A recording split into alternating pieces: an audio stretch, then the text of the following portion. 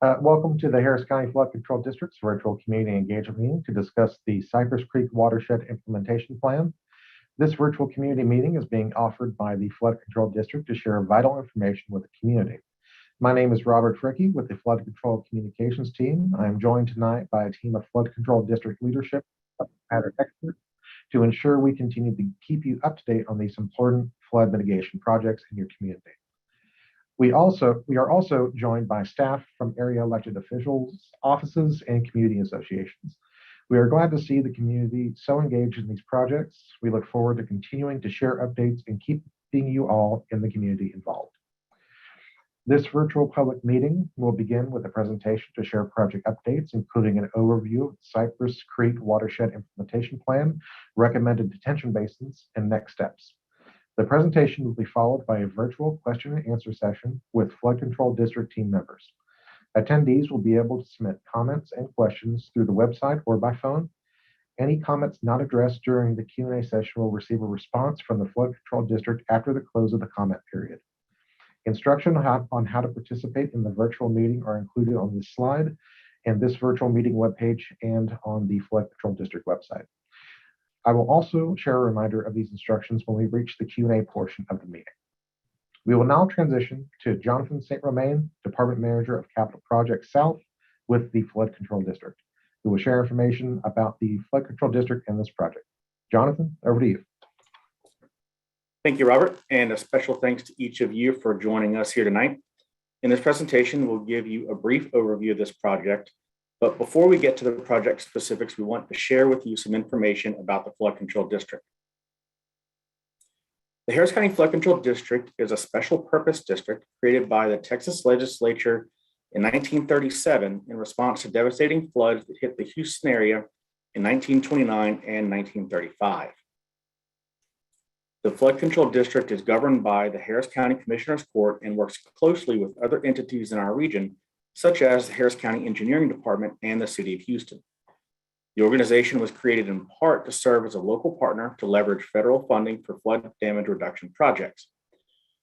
Our mission has expanded greatly since our founding, leading to billions of dollars in federal, state, and locally funded infrastructure improvements in the ground.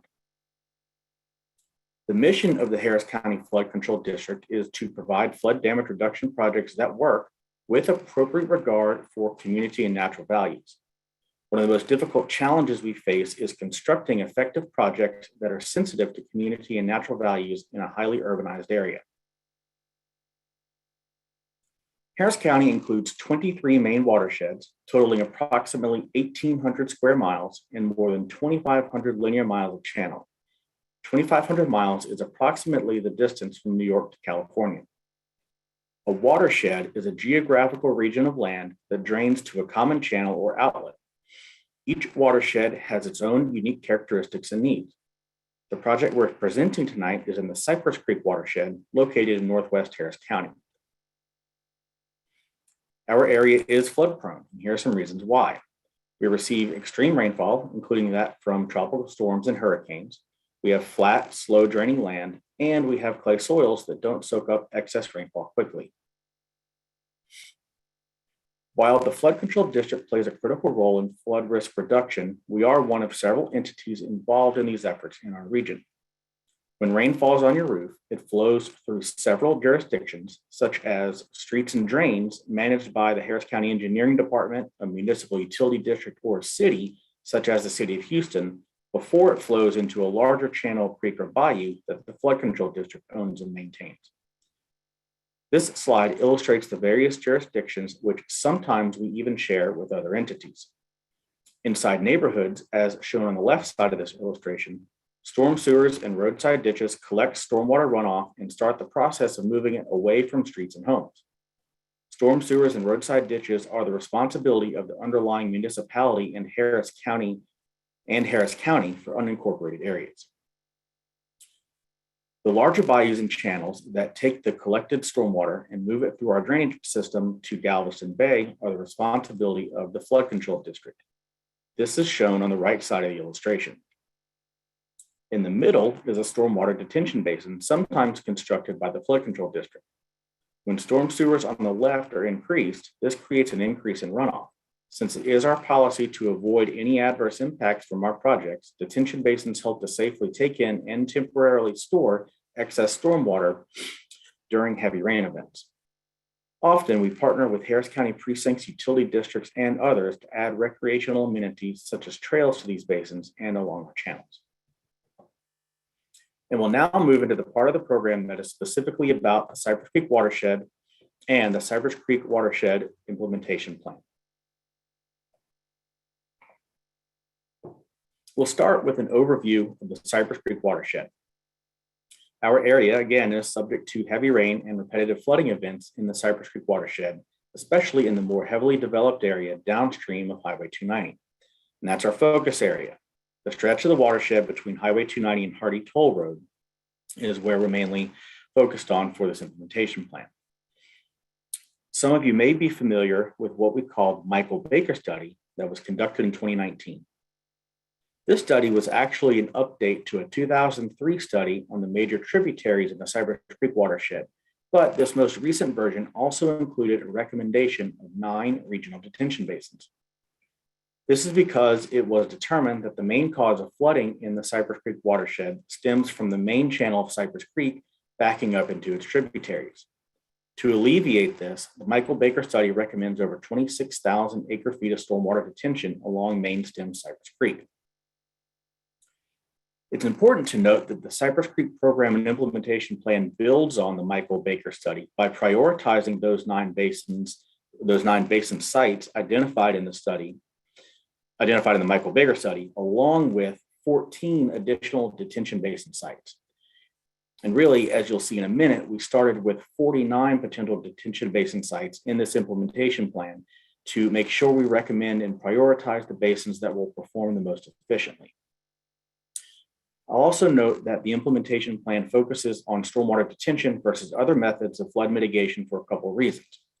One is that previous conceptual studies have shown that expansion and channelization of Cypress Creek just isn't feasible when compared to providing detention. And this is for several reasons. The Michael Baker study did confirm for us that the best option for reducing flooding risks in this watershed is for detention basins along main stem Cypress Creek, as opposed to work on the tributaries. This doesn't mean that we don't do work to maintain or even add capacity in the tributaries in the future, just that we are focusing now on what will do the most good. The purpose of the implementation plan is to provide a holistic view of future flood control district activity in the watershed, and it identifies and showcases potential stormwater detention sites up and down the watershed. Not only that, but the plan also prioritizes the potential detention basin sites and provides us with a long-term roadmap for flood risk reduction in Cypress Creek. Like I mentioned in the last slide, this builds on the Michael Baker study by adding 14 new detention basin sites, but also sorts and prioritizes them. And again, like I previously mentioned, the focus of this implementation plan is the area with the most historical flooding along Cypress Creek, roughly between Highway 290 and down to Hardy Toll Road.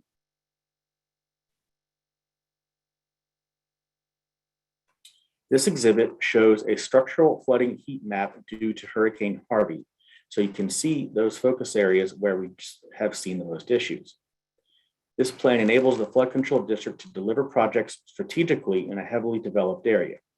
Only a few other watersheds in Harris County have a similar implementation program, and it's rare for a plan like this to exist. The other two are in the Halls Bayou and Cedar Bayou watersheds. Now we can start going through some of the findings from the plan. Initially, we evaluated many areas across the watershed to find every possible spot that could be used as a detention basin site. There was a lot of information from previous studies and reports within the watershed. We compiled that information to help determine what areas would be the best candidates for the detention basin sites. And from all that, we came out with 49 sites across the watershed to start looking at for locations of these regional detention basins. A first round of prioritization of the most feasible projects shrunk the number of basins from 49 down to 23. Those 23 basins have the potential to hold 14,000 acre-feet of stormwater at a cost of almost $1 billion. I should note, though, that one of those basins is not recommended to move forward. So we really came out with 22 of the 23 basins that are recommended to move on. The 6 highest ranked basins are where we receive the most benefit in those areas that flood the worst along Cypress Creek. While the total volume in this plan is not as much as Michael Baker's study recommends, there are some reasons for that. I mentioned earlier how this program and implementation plan builds on the Michael Baker study by studying many different potential detention basin sites. But this implementation plan also takes a more detailed look at all of those detention basins and accounts for constraints such as property ownership, utility conflicts, environmental concerns, and the likelihood of dual use for things such as parks, trails, and recreation. It's important to note that we're still seeking other locations for potential stormwater detention basins should any other opportunities become available. We're not solely locked into these 23 detention basin sites that are currently listed. Many of these proposed basins are on land that the Flood Control District does not currently own, and so we're also looking to acquire the native right-of-way. We'll take a moment to be sure that you're familiar with what a stormwater detention basin is. Stormwater detention basins are built to temporarily store excess stormwater until it can make its way safely back into the channel. There are several different ways that these stormwater detention basins can fill with water, but the flood control district basins are passive, meaning that they require gravity to operate, so no mechanical gates or pumps are required. The illustration you can see on the screen shows stormwater overflowing into the basin from an adjacent channel. It flows from the overflow weir and fills up the basin area. The basin holds this excess stormwater until it can be released back into the channel via the outfall pipe towards the bottom of the screen. This map shows our initial 49 basins that were identified and evaluated for their priority. The markers in red are the basins that did not pass the initial prioritization, and the ones in green are the 23 basins that are recommended in the plan. The first prioritization was mainly based on the effectiveness of the basin areas in terms of basin size, shape, and efficiency of the site. Several of the basin sites not recommended to move forward are deeper in the floodplain and would be less efficient as stormwater detention basins because they would fill up earlier in the storm event and would not be available when needed most, which would be during the peak of the storm event. That's not to say that we can't look at these areas again in the future when we get to look beyond the 14,000 acre feet that are recommended in this plan. Once we determined the location of the 23 basin sites, those were then put through a more rigorous scoring criterion. This criteria methodology is what was used in the 2018 bond program, so this has been under scrutiny before. There were some minor tweaks on a couple items that help us align more with what is needed in this specific watershed, and that especially relates to right-of-way acquisition. From here, we can start discussing the proposed detention basins in order from upstream to downstream. We'll go over each of these sites, but we'll not get into the specific details at this time because we don't own all of the property for some of these proposed sites. This is why at this time, we're not able to show you the exact basin layouts. It's important to remember the distribution of the Harvey heat map from earlier in the presentation. It showed structural flooding distributed throughout the area between Highway 290 and Hardy Toll Road, which includes multiple detention basin sites throughout the area. Once constructed, the detention basins will build on each other to create a cumulative positive effect for the benefited areas. In general, a detention basin is going to benefit the area immediately around and downstream of it. But those benefits can go fairly far downstream as we keep adding more detention basins. And so that's why these are distributed throughout the watershed for a greater cumulative impact. First, we'll start at the far upstream end with the Telge at Pleasant Grove Detention Basin. This is a Tier 2 detention basin and is located near the intersection of Telge Road and Pleasant Grove Road. We have an estimated cost of about $15.9 million, and we are recommending an excavation and removal project for this basin, which we'll discuss later on in the program. But just know for now that it's a cost-effective way for us to begin excavating soil on land that we already own when we don't currently have funding for construction. Next, we'll move down to the Cypress Park Stormwater Detention Basin, which is a Tier 1 basin, and it's an extension of the existing basin that exists at Cypress Park on Eldridge Drive. The proposed extension is owned by the Flood Control District, but also Harris County and private owners. The potential detention is about 4,600 acre feet at a cost of $185 million. And there is the potential for the 100-year floodplain to be removed from 868 structures. Before I talk about this next basin, I'll note that some of these basins are grouped together. The Cypress Wood at Jones detention basins are a Tier 1 grouping of basins located near Cypress Wood Drive and Jones Road. The basins are located on Flood Control District owned land. The potential detention is about 1,060 acre feet at a cost of $56 billion.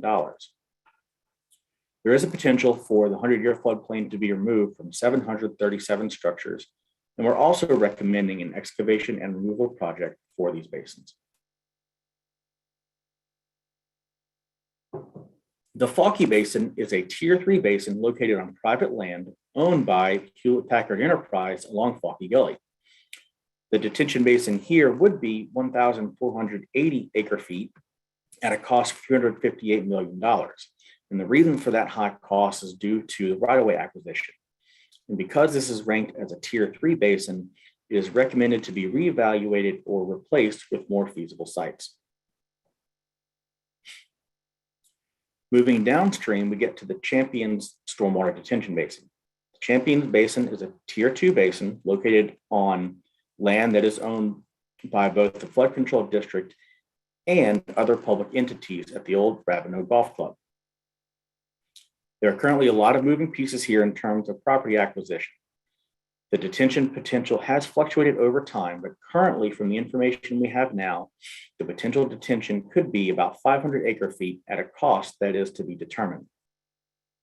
With that 500 acre feet, there's potential for the 100-year floodplain to be removed from about 49 structures. The Stubner Airline basins are Tier 2 basins and are located near Stubner Airline Drive and Cypress Creek on land that is owned by both the Flood Control District and private land. The potential detention is about 1,400 acre feet at a cost of $70 million. There is a potential for the 100-year floodplain to be removed from 44 structures. And as we mentioned, this is owned by both the Flood Control District and private owners. And the Flood Control District owns a couple small tracts, but the larger tracts are still privately owned. And so we're working through that acquisition process. Many of you may be familiar with this project as we've had a couple of recent community engagement meetings on it.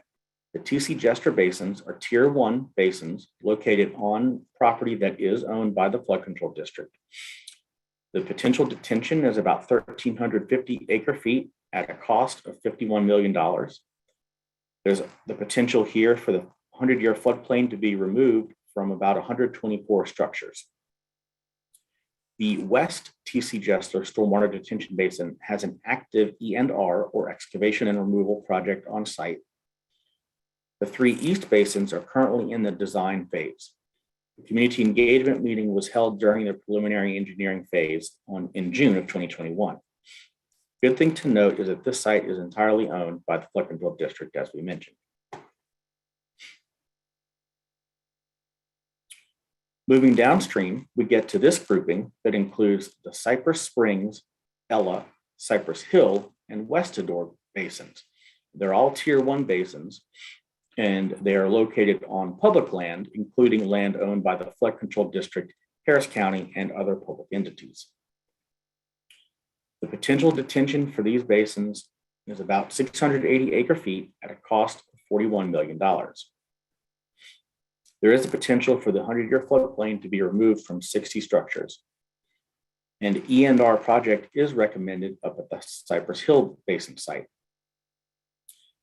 And we'll also note that the Westador Stormwater Detention Basin is currently finalizing the preliminary engineering stage. Community engagement meeting was held for this on February 3rd of this year. These sites, as we mentioned, are owned by both the Flood Control District, Harris County, and other public entities. Next, we have the Cypress Trace Basin, which is a Tier 2 basin located near Cypress Station on Flood Control District owned land. The potential detention is about 350 acre-feet at a cost of $17 million. There's a potential for the 100-year floodplain to be removed from about 49 structures, and we recently acquired the land for this detention basin site. Moving down to just downstream of I-45 or between I-45 and Hardy Toll Road, we have the Singer Basins, which are Tier 2 basins that are located along Singer Gully. These proposed basins are on Flood Control District and Harris County owned land.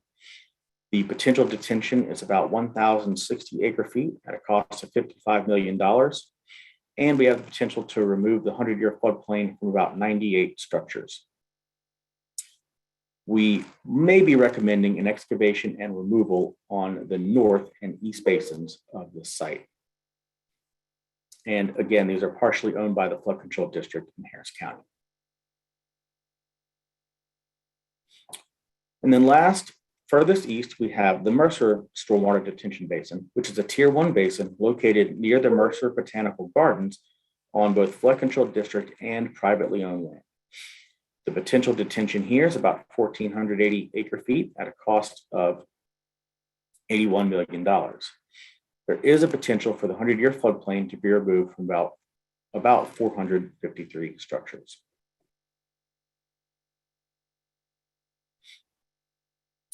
And here's a summary of the basins that I just went through, and this is broken out into tiers. This shows the 22 recommended detention basins holding nearly 13,000 acre-feet of stormwater detention and benefiting over 3,000 structures, but with a cost of about $600 million. I'll note that we do have 3 projects that are currently underway already in terms of development and design. The TC Jester Basin is in the design stage right now, and the Mercer and Westador stormwater detention basins are in the preliminary engineering stage. So we have 3 spots here in Tier 1 that have already started on the engineering side of things. And next, I mentioned E&R, or excavation and removal. So what's that? An E&R contract is an agreement that the Harris County Flood Control District has with a contractor to excavate and remove soil from Flood Control District owned sites. And that's done at the cost of the contractor because the contractor can sell that material. It's a good tool that we can use when we don't have funding to move our project forward immediately.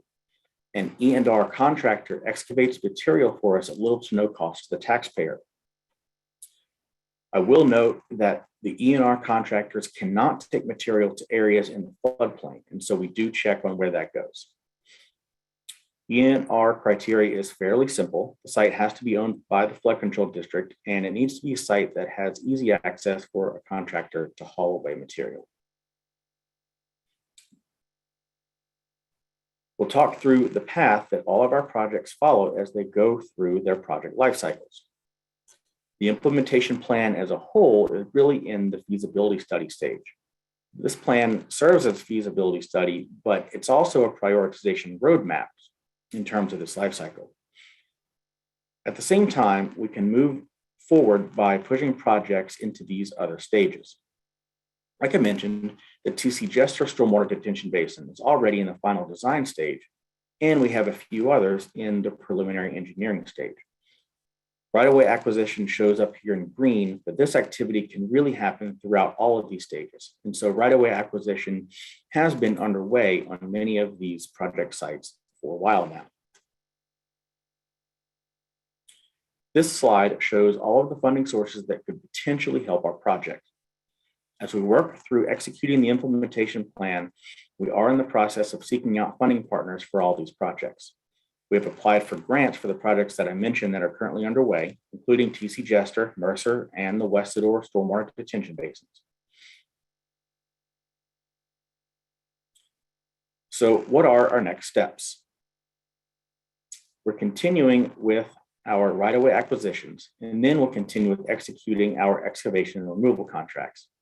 And then finally, we'll begin to move forward into our engineering and design stages for those basin sites that are in tiers 1 and 2. And I'll now turn the program back over to Sparkle to kick off, to Robert to kick off the Q&A. Thanks, Jonathan. Before we move into Q&A, I want to share a quick reminder that we'd love to hear from you on this and other projects moving forward across Harris County. To learn more about this project, ask questions, and sign up for our mailing list, please visit hcfcd.org/ccwip. As a reminder, there are 3 ways to submit a comment about this project during tonight's session. Submit a comment on this site in the box near the presentation live stream. Submit a comment on the Flood Control District's website at hcfcd.org/ccwip, or submit a comment via phone at 855-925-2801, utilizing meeting code 2645. If you are joining us via phone tonight, please press *6 to leave a message. Additionally, I want to reiterate that any questions not addressed during tonight's Q&A will receive a response from the Flood Control District following the close of the comment period. Information from this meeting and a recording of the live stream will be available on the Flood Control District's website and YouTube channel. Joining Jonathan for our Q&A session tonight is Brandy Zeman. Now it's time to take some of your questions. The first question of this evening is for Jonathan. Debbie asks about plans to clean out the creeks. Can you provide some information? Sure. So we do have, or the Flood Control District does have its project called the Major Maintenance of Cypress Creek and Tributaries. This project is funded through the 2018 bond program, and it's being completed in batches. And so you may see that there's been some construction underway on our tributaries, batches. So this would be included in batches 1 and 2. And so those are maintenance projects along some of our tributaries. Batch 3, which again is additional maintenance, cleaning out those tributaries, that's going to bid for construction shortly. And then there are a couple more batches, 4 and 5, that are coming after that. And so batch 4, I believe, also addresses maintenance on the tributaries, but it is batch 5 that's coming later that does address cleaning some of main stem Cypress Creek out. And so look for our website for updates on that. We do keep our website updated regularly, and you can find that under the Cypress Creek section. And the name of the project again is Major Maintenance of Cypress Creek and Tributaries. All right, thank you, Jonathan. The next question is for Brandy. Tom asks, is the heat map of flooding based on dollars lost or on the number of persons who experienced losses? The heat map is based off of the flooding structure locations during the Hurricane Harvey rain event. So it's just a representation just showing us the impacts of Hurricane Harvey. All right, thank you. All right, the next question is for Jonathan. We get a lot of questions about dredging or widening and deepening Cypress Creek itself. Can you please provide some background information about that? Sure. So there's really a lot to unpack here, and I understand we do get a lot of questions about dredging and making Cypress Creek wider and deeper, and we like to discuss these really in 2 ways. And I'll start with we use the term dredging sometimes, but really when we talk about in terms of making Cypress Creek wider and deeper or channelizing Cypress Creek, that has been determined to be more costly and less beneficial than building stormwater detention basins. And this is for several reasons. First, and mainly on the environmental side of things, since Cypress Creek is a federally protected natural stream, it would be very, very costly and time consuming to obtain proper U.S. Army Corps of Engineers permits and to do the proper mitigation for stream restoration. And specifically, this pertains to Section 404 of the Clean Water Act, which the U.S. Army Corps of Engineers relates. So it's federal law when we talk about these environmental issues. It's federal law that we have to follow. And Cypress Creek itself is specifically a bigger issue than some of our other channels because it is not an engineered channel. It's what we would call a natural channel, and so it's more stringent in terms of those environmental issues. Second, anytime you increase channel conveyance, so you make the channel wider and deeper, which means you allow more water to flow through it, it means you're increasing channel conveyance.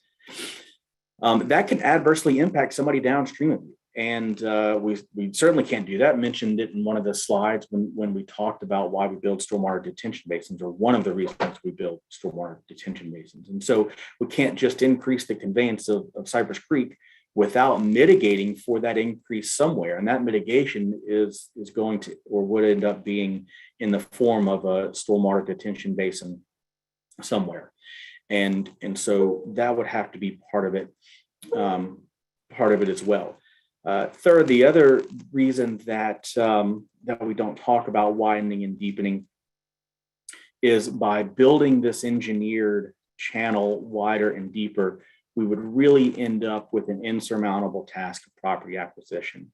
The slopes of Cypress Creek right now are pretty steep. I mean, they're pretty steep for most of the stretch. And so when you widen out Cypress Creek, we have to rebuild those slopes a whole lot flatter so that they can be stable and maintainable. And so by doing this, it would cause the corridor to be potentially hundreds of feet wider than it already is. And that would just swallow up lots of property, including homes and businesses in the process. So we do get asked this question a lot. Why can't we dredge it, make it wider and deeper? That's the reason why we can't do that. Now, I also want to mention, when we talk about dredging, we could be talking about another thing, and that's more on the channel maintenance side of things. And I talked about that a little bit earlier with the first question, with our major maintenance project that's going on. And so we outlined a second ago why we can't widen and deepen Cypress Creek beyond where it is today. But what we can do is try to maintain and remove silty berms and build up in the channel. And this process is costly and time consuming, but it's something that we can and are working on. And so we do have a couple of projects in the works to address those issues. And the first one is the one that I mentioned earlier, the Flood Control District's major maintenance of Cypress Creek and tributaries. Again, this project is funded through the 2018 bond program, and it's being completed in batches.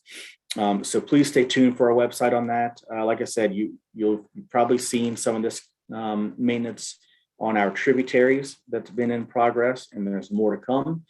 And we expect for batch 5 to be the one that's going to include some desilting of parts of main stem Cypress Creek. It won't be all of it. It will be in parts. And so stay tuned for that. But the second item we have on this is that last fall we received a FEMA, Federal Emergency Management Agency, a FEMA grant for our sediment removal program. And that is part of our disaster recovery program. And so that grant totals in the neighborhood of $248 million, with $26 to $27 million of that slated for Cypress Creek. And that's for sediment removal projects in Cypress Creek. And so that's good news. That's something that's just getting started. So please stay tuned for that. And then I guess the only other thing I'll mention on that is on the second type of quote dredging that I just talked about, the environmental permitting and mitigation can be stringent and cumbersome, but it's different than a sort of widening and deepening project. And so when we talk about channel maintenance. There's certainly environmental work that we have to do, but it's not insurmountable like it would be for a project to completely widen and deepen the channel. And so then the only other thing to note there is while these sediment removal projects do help channels perform better, they don't really lower peak water surface elevations of the channel in a magnitude or scale that result in a whole lot of quantifiable flood risk reduction or flood benefit, and especially when you compare that to the performance of stormwater detention basins. And so it helps a little bit. You certainly want to get those the sediment and berms out of there, but in order to truly make a difference in terms of flood levels, stormwater detention basins are what we have found to be the most effective. All right. Thank you, Jonathan. This next question is also for Jonathan. Debbie is concerned about developers developing in the floodway. Can you provide any information about development regulations in Harris County, detention requirements, and the floodway? Yeah, that's easy. Nothing can be done in the floodway. Inside the regulatory floodway, development can't occur. There can't be any fill placed. When we start to talk about development in the floodplain, it gets a little complicated, and there's rules with that. I'm told I'm getting bad feedback. I'm sorry, y'all. Randy, if you want to take that.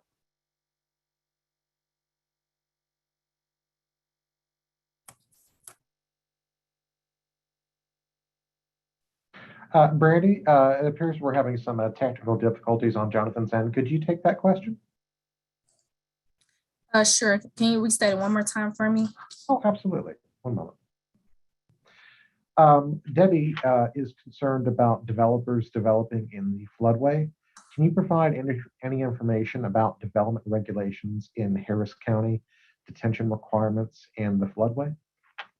Yes. The development regulations are limited to only with Harris County and unincorporated Harris County, or to local entities like the city of Houston. So the flood control district doesn't set the regulations for developments as far as the requirements. However, with all of the updated information that we have about the drainage within county, there are certain guidelines and requirements that those developers have to meet in order to get their permits approved to build on that new development. All right, wonderful. This next question is also for you, Brandy. Debbie is concerned about where the excavation and removal soil goes. Can it be placed in the floodplain? No, with our projects, we work with the contractors to submit disposal sites that they would like for the soil to be excavated to or to be transported to. And so they go through a process with our environmental group to make sure that they meet our environmental standards and overall flood control standards, and make sure that we approve the disposal sites before any of the material from any of our project sites are disposed in those locations. All right, thank you, Brandy. This next question is for Jonathan. Jonathan, could we test your mic real quick? Yeah, is this any better? That's wonderful. All right. Okay, great. Tom Douglas asks, hasn't excavation already begun at the TC Jester West Basin?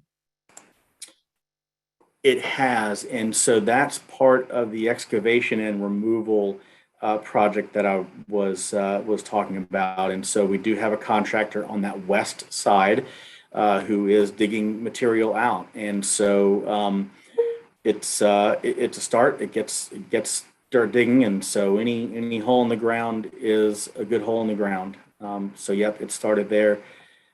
We have not started with that process on the east side of the TC Jester, and there's reasons for that as it relates to grants that we're applying for. And so a lot of times these grants, when you apply for them, they don't let you get started on the project ahead of time. So we're applying for those grants on the east side of TC Jester, and on the west side, we do have dirt moving in the form of this E&R contract. Okay. All right. And Jim Robertson wants us to share how many people are participating tonight. We currently have 80 viewers and we obviously welcome you. Thank you for being inquisitive about our ongoing projects. The next question is for Jonathan.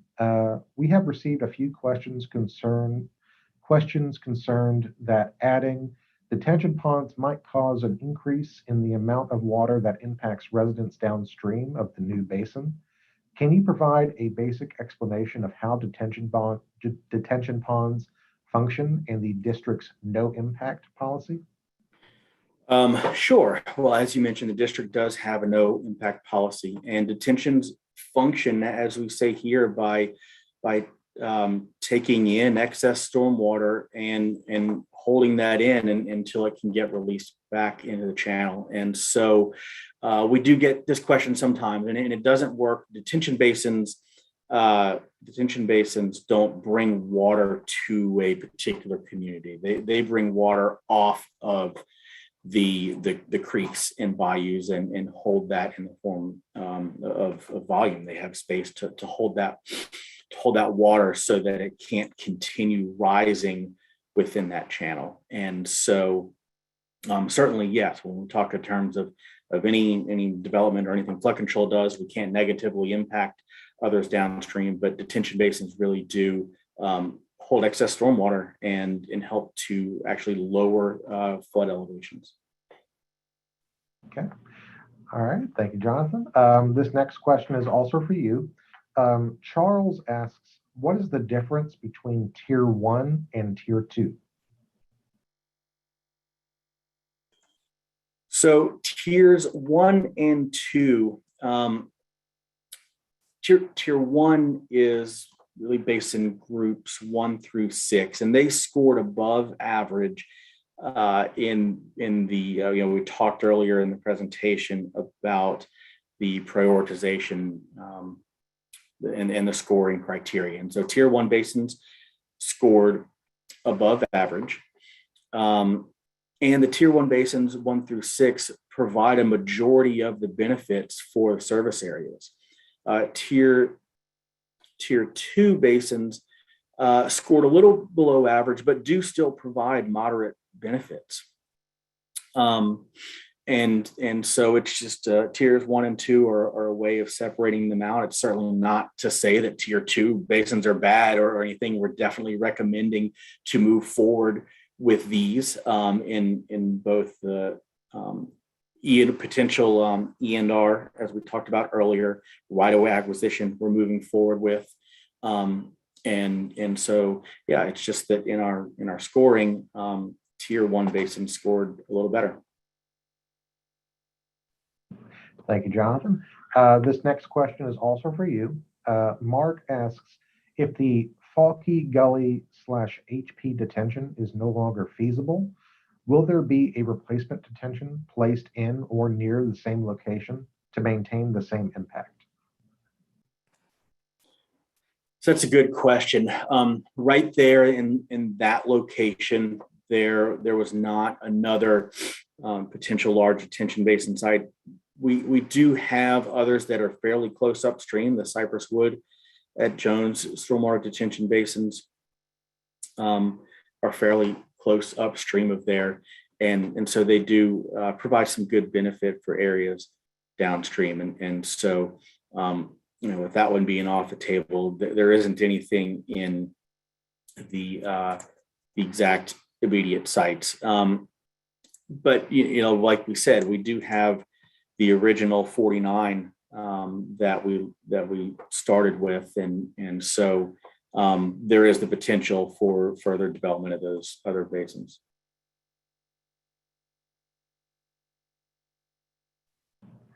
Thank you, Jonathan. This question is also for you. We are getting questions about specific areas. Can you explain how the basins in the implementation plan work together?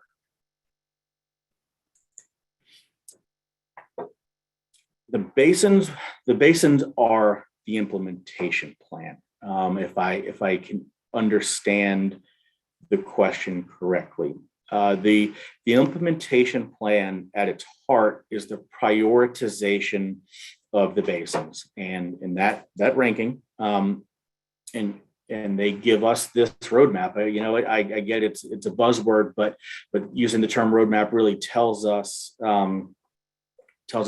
how to get there, and how we can get this plan in place. And the detention basins are what makes up the plan. And so it's a plan that that incorporates these means of flood risk reduction, and that's the detention basins. I hope I answered that correctly. If I didn't, or you're looking for some more clarification, then let us know. All right, thank you, Jonathan. Tom asks, and also this question is also for Jonathan.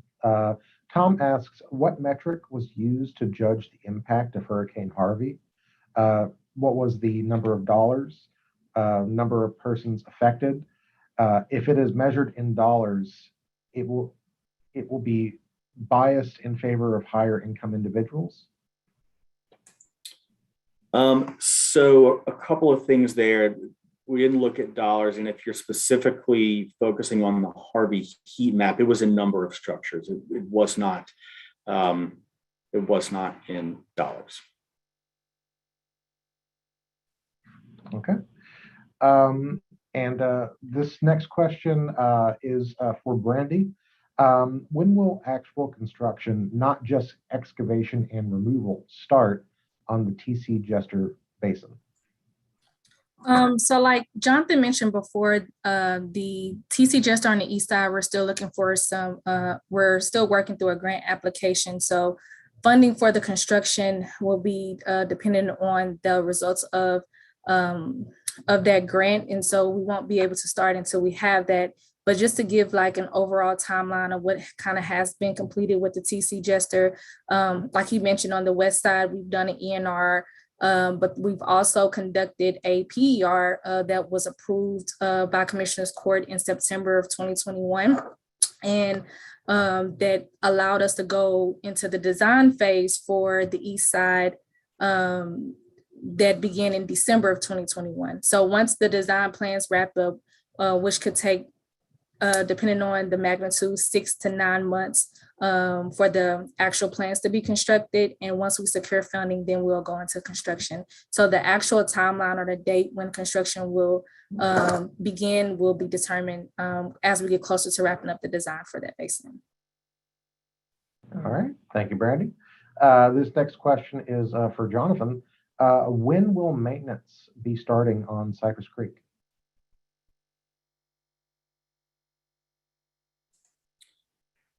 So we don't have that specific information for you tonight. We're, we mentioned that we've got those maintenance projects going on to let you know about them, but I would really refer for y'all to our website to get some more detailed on those maintenance projects. So I realize that you're interested in those, but we'd rather focus on the implementation plan here tonight, and we can get with y'all later on the maintenance side of things.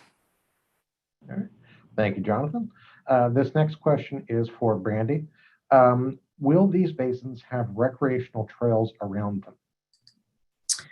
The flood control district does not spend its own flood risk reduction money on trails and other recreational amenities, but we frequently share our property and work with partners or organizations who want to finance and maintain those recreational elements that the community wants. Our core mission is to build flood risk reduction projects that work.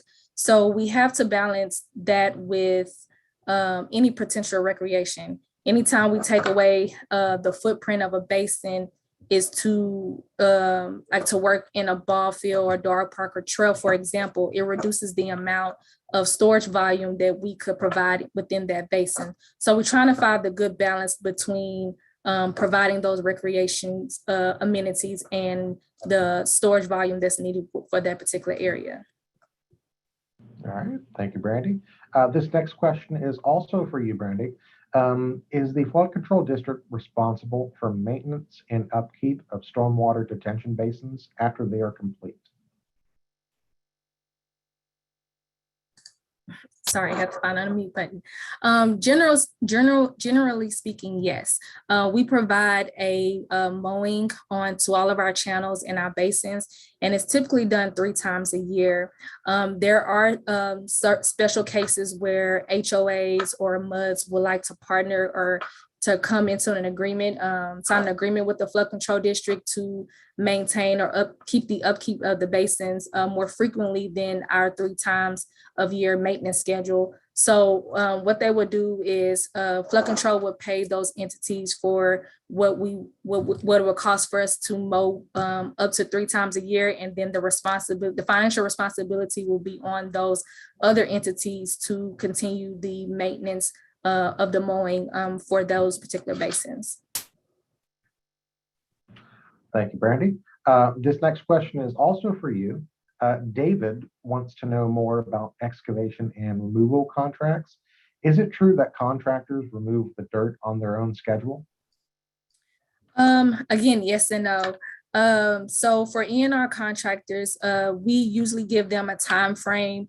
If I can use, for example, we may give them a 3-year time frame that they will need to get all of the dirt, whatever the elevation or however the amount that we set for them to remove out of the project site. So within that for example, 3 years time frame that we give them, they can come in and out at their own will as far as how fast or how slow they choose to dig out the dirt. But ultimately, we have an end date of when we would like for that dirt to be removed for the contract. All right. Thank you, Brandy. This next question is for Jonathan. Leander asks, with the challenges around land ownership and environmental constraints, seems a deep underground tunnel solution along Cypress Creek would be the best solution. Is Harris County Flood Control District evaluating this tunneling option as well? Yeah, so the tunneling is something that the flood control district is looking in, and that's a whole, that's definitely a much larger, pun somewhat intended conversation. But it's a new technology.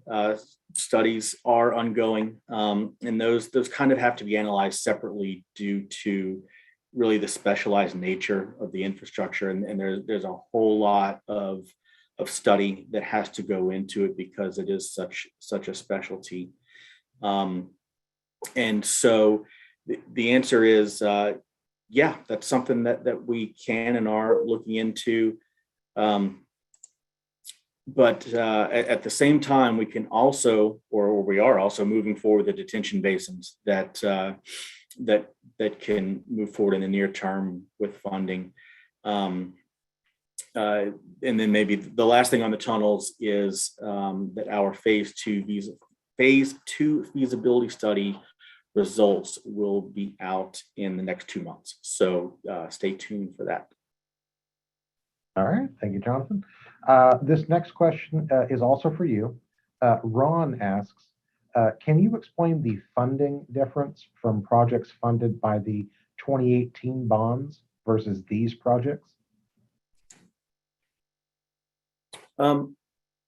Yeah, so here you see the spaghetti map here that shows all of our different funding partners that we can partner with on funding. The 2018 bond program did not include construction dollars for the projects that you see here in this program, which is why we say that we are seeking funding for them. I realize that's a tough message to send, but we do have to talk about that. It's part of it.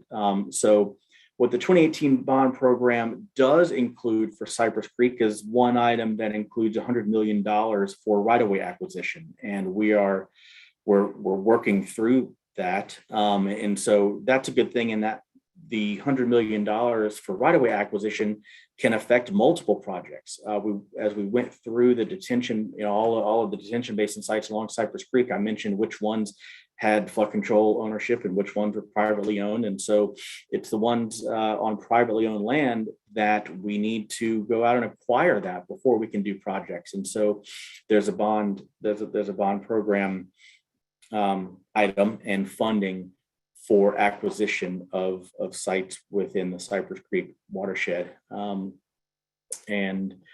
so that's the difference. I hope I answered that question for you. Thank you, Jonathan. This next question is also for you. Marlene asks, which specific detention basins are not fully funded? So I would say all of these detention basins are not fully funded. We mentioned the projects that have already gotten started, TC Jester, Mercer, and Westador. Those are projects in which we are actively seeking grant funding. We also have the potential for utilizing a bond project that could leverage some local partnership funding for some of these. But again, I realize it's a difficult message that these are not fully funded. But we have the roadmap and the plan that tells us which of these basins are going to work the best and where we can start from. So it's an incremental process. I know it's frustrating, but this is an incremental process that we work through one by one, and we can get as many of these in the ground as we can. All right, thank you, Jonathan. I would also like to take a moment to reiterate that any questions not addressed during tonight's Q&A will receive a response from the Flood Control District following the close of the comment period. Also, video playback of this meeting will be made available both on the Harris County Flood Control District website and YouTube channel. This next question is also for Jonathan. Tom asks, do the individual basins function entirely separately, or are they operated as a system? So that's definitely a good question, and it's really both. They certainly can function separately and have a localized impact on reducing flood elevations in that area, but they also work cumulatively. As we model these all as a whole set, we see more benefit up and down through the whole corridor. And so, it's a little bit of both, but there definitely is a cumulative benefit as we piece them all together. All right. Thank you, Jonathan. Our last question of the evening is for Brandy. Jim asks, what types of possible basin bottoms are envisioned? Wet, dry, lakes, wetlands, forested, or variety? For the plan, it was envisioned that majority of the basins, or if all of the basins, were going to be dry bottom, with the possibility of it being a multi-use type of facilities for the public to use for recreational amenities, if that is an option. However, the Westador and TC Jester Basin in the design phase are currently being designed for wet bottom basins.